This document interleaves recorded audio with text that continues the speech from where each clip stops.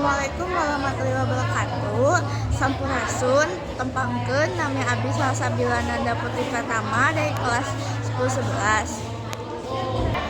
Di dieu abdi bade nyaritakeun hiji dongeng anu judulna Si Kancil.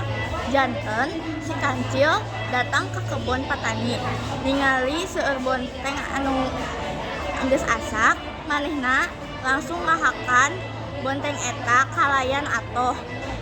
Saenggeus bonteng beres, si Kancil lompat di kebon.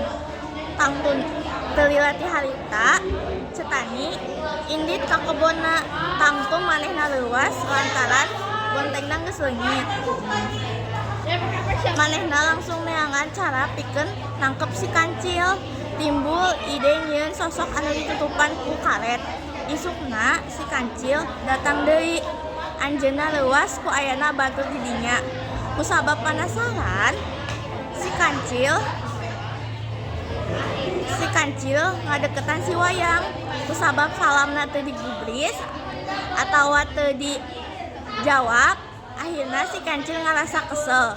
Si Kancil nyentak ka si Kabayan. Nan sukuna nyamput.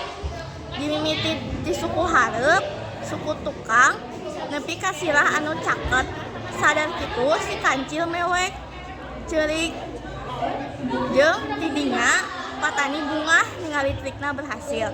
Ayeuna eueuh jalma bangor mau panen. Sakitu dongeng ti abdi, hampunten mun aya kasalahan ti ucapan ataupun kekurangan. Wassalamualaikum warahmatullahi wabarakatuh.